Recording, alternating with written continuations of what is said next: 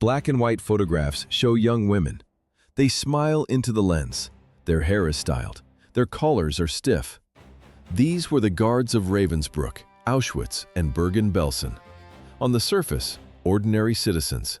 In reality, operators of a systematic death machine. Steel-tipped whips hung from their belts. Polished leather boots clicked on the pavement. The sound of a camera shutter snapped over the screams of the dying. They didn't just follow orders. They chose brutality as a profession. This was the distortion of the female role.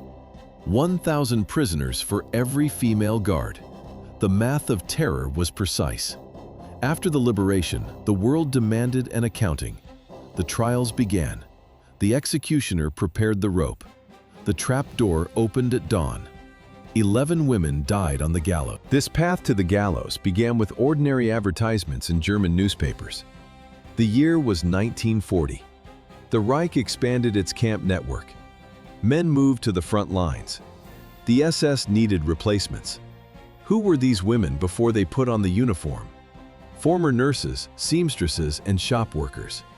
For a working-class girl, the SS was a social lift. It offered a steady salary and status. It offered power. 1942 marked the turning point. Female guards became a systemic necessity. They were called Aufseherinnen. 200 of them served in Auschwitz alone. This was the staff of a medium-sized factory, but with the legal right to kill. The process was mechanical. A girl from a textile mill signed a contract. She arrived at Ravensbrück for training. She received a crisp, gray SS uniform. The fabric felt expensive. It was a sharp contrast to her cheap civilian rags. She stepped onto the parade ground for the first time. The transition from seamstress to executioner was complete. Training focused on hardening. They learned to oversee roll calls. They learned to enforce discipline. At Auschwitz, Majdanek, and Bergen-Belsen, these former clerks escorted prisoners to forced labor. They stood on the ramps. They pointed fingers, selecting women and children for the gas chambers. The equipment was standard issue. Each guard received a heavy leather belt. They carried wooden clubs or loaded pistols. The leather belts and heavy clubs were gone, but the evidence of their use remained. What did those 200 guards leave behind?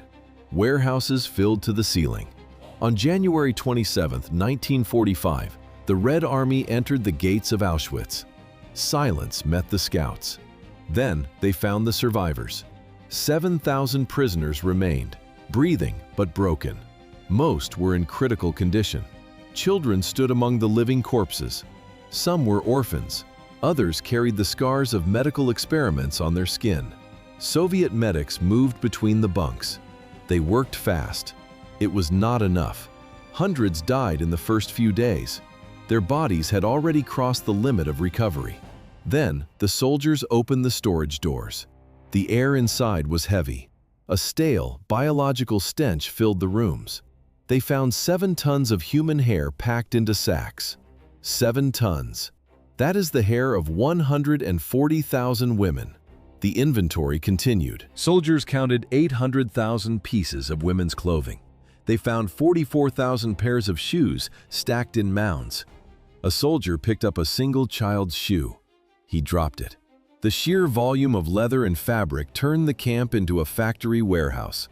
In the shadows stood the machinery of the end. Gas chambers still showed the blue-green stains of Zyklon B residue. Nearby, the crematoria remained choked with human ashes. Journalists arrived next. Flashbulbs popped in the dark. Every frame captured the industrial scale of the slaughter. The world no longer relied on rumors. The truth was now a matter of forensic record. Photographers documented the stains on the walls and the piles of teeth. The hunt for the killers began with these 800,000 dresses. Soviet troops found the warehouses only because the SS failed to burn them in time. In January 1945, the red tide from the east reached the Polish border. The Nazi leadership saw the end. Auschwitz was no longer a secret to be kept. It was evidence to be destroyed. Engineers planted explosives under the gas chambers. Concrete shattered. Crematoria were dismantled piece by piece. SS officers threw thousands of files into the fire. Camp offices were stripped. Barracks were emptied. The machine of death tried to erase its own tracks. Could they hide the scale of a city? No. On January 17th, the logistics of panic began. The SS ordered the evacuation of 56,000 prisoners. This was the population of a mid-sized German city forced onto the frozen roads. Temperatures dropped below zero. The prisoners wore thin rags. Many could barely stand. The guards called it an evacuation. History calls it the death marches. Anyone who stumbled was shot in the head. Thousands collapsed from hunger or the biting cold. They stayed where they fell. The SS pushed the survivors toward camps like Mauthausen. When the columns finally stopped, 15,000 had died. Before the chaos of 45, the camp operated like a clock under the command of one woman, Maria Mandel. How to manage a factory of death? Use music and iron discipline. Mandel sits at a wooden desk. She dips a pen into ink, a signature on the page. In the courtyard, a conductor raises a baton. High-ranking and Austrian, the Lagerführerin controlled every female guard in Auschwitz-Birkenau. She was the architect of the women's orchestra. The contrast was absolute. Schubert and Mozart played, while the trucks idling nearby emitted a thick stench of diesel. 500,000 women and children passed through these gates. That is the entire population of pre-war Hanover. Most never left. The system required more than one leader. Elisabeth Volkenrath rose to Oberaufseherin. She organized the punishments. She stood on the ramp during selections. Beside her was Therese Brandl. They reported directly to Mandel. They were not just witnesses, they were participants. The women didn't just follow orders. Some leaned into the power of life and death. Many enjoyed it. The war began to turn against Germany. Mandel managed the system. Irma Grese enjoyed the process. 1943. A teenager arrives at Auschwitz. She is 19 years old. She wears heavy leather boots. A pistol hangs from her belt. Her face looks like a student's portrait. Her actions suggest a psychopath. How did a teenager gain such power? Through pure sadism. Grese carried a heavy whip made of braided leather. She used it constantly. Survivors remembered the sound of the crack before the pain. She beat women for no reason. Sometimes she unleashed trained dogs on inmates. She watched the animals tear into their flesh. By 1944, the girl in the officer's uniform became a permanent fixture on the platform. She stood alongside Joseph Mengele during selections. Together, they decided who would live and who would die in the gas chambers. Irma Grese traded her leather whip for a civilian dress as soon as the front collapsed. The Third Reich was disintegrating. Chaos became a tool for the killers. Where did the executioners go? They vanished into a sea of millions of refugees. The strategy was mechanical. Discard the SS uniform. Burn the identification papers. SS personnel merged with the columns of soldiers and terrified civilians fleeing the Soviet advance. They claimed new names. They practiced new stories. Many insisted they were simple factory workers or displaced mothers. Identity was now a choice. But the camouflage had a flaw. Survivors remembered the cadence of a voice. They remembered the specific gait of a guard walking across the roll call square. Malnutrition had not erased the memory of a particular sneer or the way a hand gripped a pistol. On the roads of Bavaria and in the ruins of the North, former prisoners began pointing fingers. Allied investigators followed these leads into the crowds. Witnesses recognized the faces. The hunt began where the tracks were still fresh. In the chaos of the collapsing Reich, the transition from predator to refugee failed. Irma Grese made no attempt to hide. When British forces entered Bergen-Belsen, she was still wearing her SS uniform. The silver lightning bolts on her collar were unmistakable. Survivors pointed fingers. They remembered the blonde hair and the heavy whip. The Hyena of Auschwitz was no longer behind a fence. The British took her into custody on the spot. Was this the end of the chain? No. The net was casting wider across occupied zones. Investigators moved south into Bavaria. They found Maria Mandel hiding among the displaced. She had scrubbed the mud from her face, but she couldn't scrub her name from the Allied wanted lists. The Americans identified her quickly. Her career of selections at Auschwitz-Birkenau ended in a transfer to Polish authorities. The sweep at Bergen-Belsen continued. Elisabeth Volkenrath, the head overseer, thought she could vanish into the mass of personnel. Multiple prisoners recognized her face. They remembered her promotions. They remembered her orders. Johanna Bormann was pulled from the same crowd. Witnesses spoke of a trained dog. At Birkenau, she had used it as a weapon against women and children. The beast was gone, but the testimony remained. Separately, the law caught up with Hildegard Lockert. Her reputation for violence spanned from Majdanek to Auschwitz. It was a trail of blood that led straight to her cell. The tally of the arrested grew. Irma Grese, Maria Mandel, Elisabeth Volkenrath, Johanna Bormann, Hildegard Lockert. 5 names, 1 destination. All camp arrogance vanished inside the Allied interrogation rooms. The pride of the SS collapsed. Women who once held whips now faced stone walls and British officers. Their strategy was simple: denial, a collective wall of silence. "I was just following orders." They repeated this phrase like a mantra. They blamed the men. They claimed they were cogs in a machine they couldn't stop. The Allies countered with a mountain of evidence. Testimonies arrived from every corner of the shattered continent. Jews, Poles, and Roma spoke with one voice. Former political prisoners described the same system: starvation, selection, the gas chambers. The details matched across hundreds of depositions. The investigators ignored the excuses and began the final legal preparations. They demanded an open trial. The British military transformed a local gymnasium in Lüneburg into a high-security courtroom. The date was September 17, 1945. This wasn't just another post-war tribunal. It was the first major trial on German soil under British jurisdiction. 45 defendants faced the bench. Most came from Bergen-Belsen. Many had previously served at Auschwitz. The world watched as the cameras rolled. Reporters from dozens of nations filled the gallery. It rivaled Nuremberg in scale and public interest. Among the accused stood 45 individuals. 16 were women. They faced charges of war crimes and crimes against humanity. The judges took their seats in Lüneburg. Witnesses began to describe a system built on conditioned reflexes. This was the sociology of the camp. Absolute power creates its own social norms. Can a 22-year-old woman become an architect of mass murder? The trial records say yes.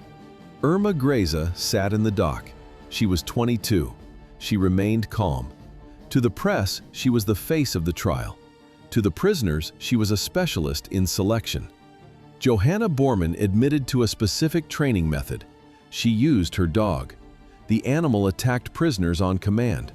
One witness recalled Bormann laughing during a beating. It was not a breakdown of discipline. It was the daily routine of the perimeter. Survivors took the stand. They did not just speak, they showed physical evidence. One woman pulled back her sleeve to reveal scars from old beatings. These were the material markers of the camp hierarchy. Elisabeth Volkenrath managed the roll calls. They lasted for hours in the freezing wind. Ilse Loth and Herta Ellert stood nearby. Their roles were smaller, but the system required every cog to turn. One survivor testified about losing her entire family in 24 hours. The court listened to the mechanics of the camp. The guards held total authority over life and death. This was the absolute power that defined their social interaction. Evidence mounted. The defense of just following orders began to fail. In this system, every order was a choice. The courtroom fell into a heavy silence. No order could justify the reflexes of the camp. The case files introduced a name that became synonymous with systematic slaughter in Poland: Maria Mandel. She did not just oversee the machine, she was its primary operator. Survivors called her the Beast. The title was earned through direct action, not delegated orders. Mandel managed the camp's female sector with the precision of a clockmaker. How did one woman decide the fate of thousands? A single gesture sufficed. Mandel stood at the ramp as the transports arrived. She raised her hand, a finger pointed left or right. Sometimes she only nodded. The columns moved. One line headed toward the barracks. The other walked straight into the gas chambers. She turned the camp's daily routine into a psychological weapon. Roll calls lasted for hours under her supervision. Mandel watched. Prisoners collapsed into the freezing mud. Others sank into the snow, unable to breathe. She smiled at the sight.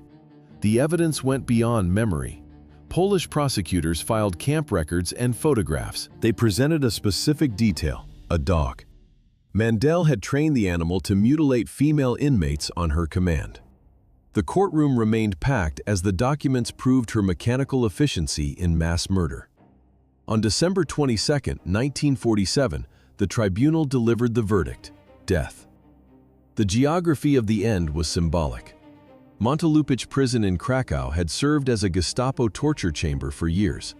Now the roles reversed. The facility became the site of German accountability. Mandel showed no emotion when the guards led her to the gallows. She was 36 years old. On January 24, 1948, the trapdoor opened. The execution was carried out by hanging. Mandel was not the only one. On January 24, 1948, Therese Brandl followed her to the gallows. The execution took place in Krakow. Brandl was a guard at Auschwitz. Witnesses described her role in the selections. She moved people toward the gas chambers. She beat female prisoners with her own hands. During the trial, she showed no remorse. Her trajectory ended at the end of a rope. The Polish courts continued the purge. Louise Dans stood in the dock. She had served at Ravensbrück and Majdanek. The evidence was physical. She beat prisoners until they died from their injuries. The court handed down a life sentence. But the political climate changed. By the mid-1950s, the Cold War shifted priorities. Europe wanted to move on. Dans claimed ill health. The gates opened early. She walked free. The legal system struggled with consistency. Hildegard Lockert earned the nickname Bloody Brigida from survivors. She operated across 3 camps: Majdanek, Auschwitz, and Ravensbrück. Poland initially sentenced her to 15 years. She served only a fraction of that time. Was justice a one-time event? Decades later, the past caught up. In the 1970s, West German authorities arrested Lockert again. She faced the Frankfurt Auschwitz trials. New testimonies emerged. Survivors remembered the blood. In 1981, the court delivered its final calculation. Hildegard Lockert received a sentence of 12 years in prison. Stacks of naked corpses, piles of firewood. These were the first images the British military prosecutors projected onto the courtroom walls. How did the architects of this hunger look? They sat in rows behind a wooden railing. 45 defendants in simple, drab prison clothing. No medals, no leather boots. The British military courtroom was a fortress of tight security. Every bench was packed. International journalists watched from the sidelines, their camera flashes reflecting off the polished wood of the dock. The contrast was absolute. On the screen, skeletons in mass graves, people who were starved until they no longer looked human. In the dock, pale, ordinary faces. Survivors began to speak. They spoke in multiple languages, their voices echoing through the crowded room. Some defendants looked down. Others stared blankly at the wall. Witnesses pointed toward the rows. The prosecutor laid out the photographs of liberated camps again. 1945, Bergen-Belsen. The camera recorded the evidence. The room grew colder with every testimony. But the crowd's eyes were not on the whole group. The journalists leaned forward. Attention quickly turned to specific names. The British military courts were only the beginning. Jurisdiction shifted east. Auschwitz sat on Polish soil, and the Polish government demanded the right to judge its executioners. How many personnel faced justice in Poland? 40 people stood trial in Krakow in November 1947. The geography dictated the law. Poland had endured years of occupation and required its own reckoning. The focus moved from the British zone to the site of the greatest slaughter. 40 camp employees sat on a single bench. This was the Auschwitz trial. The group included 25 men and 15 women. They operated the killing machine during its peak years between 1942 and 1944. The list of defendants included SS officers, camp doctors, and female overseers. European newspapers ignored the legal nuances. They focused on a single date, December 13, 1945. Public demand for blood outweighed judicial caution.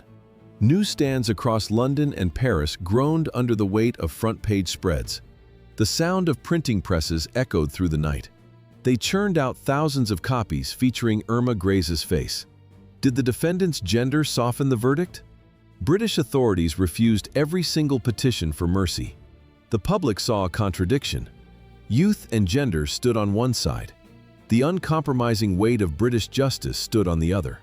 Readers saw photos of young women with braided hair and calm expressions.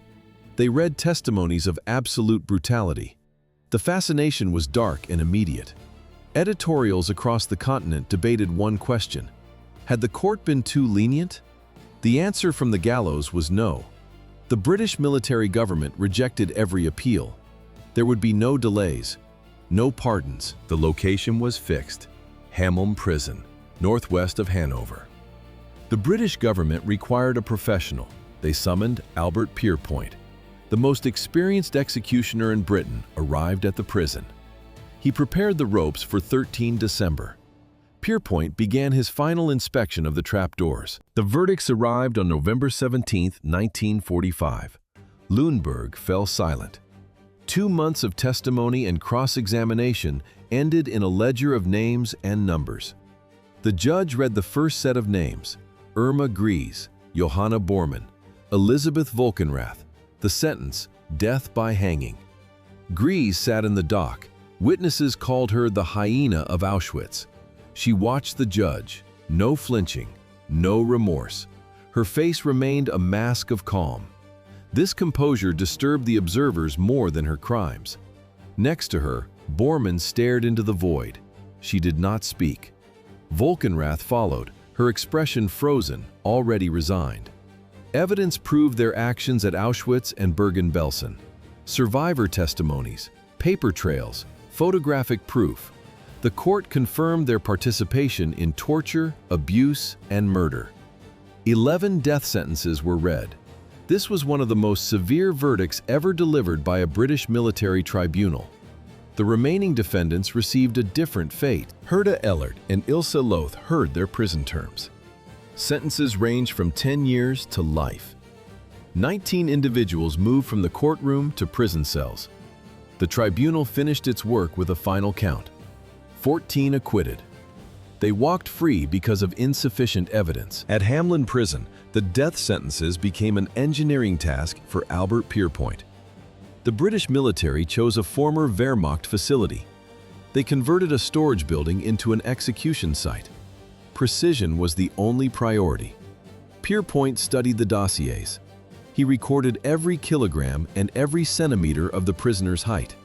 This was the basis for the Ministry of Home Affairs drop tables. The calculation had to be perfect. A drop too short meant strangulation. A drop too long meant decapitation. The goal was a clean fracture of the second cervical vertebra. Instant physiological shutdown. Pierpoint inspected the gallows. He stepped onto the heavy wooden trapdoor. He tested the release lever. The mechanism triggered. The wooden beams groaned under the sudden tension of the counterweights. The sound of the trapdoor hitting the rubber buffers echoed through the empty hall. The executioner worked in silence. He prepared the hemp ropes. He checked the brass eyelets. These women were a rare case in British legal history. Pierpoint did not care. To him, Irma Grese and Johanna Bormann were merely numbers on a scale. The prisoners remained in separate cells. Guards watched through the peepholes. 26-year-old Elizabeth Volkenrath avoided eye contact. 52-year-old Bormann stayed silent.